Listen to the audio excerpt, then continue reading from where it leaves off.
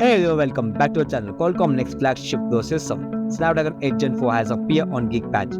Let's dive into the benchmark score and how it's compared to Apple A18 Bionic processor.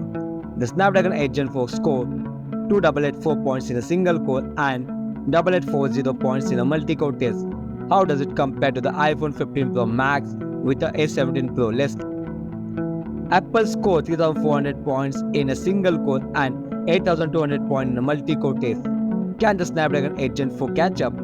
The Snapdragon 8 Gen 4 features an octa-core processor, 6 core at a 2.78 Hz and 2 cores at a 4.09 GHz. It is based on the TSMC 3nm processor and boosts Android 15 OS.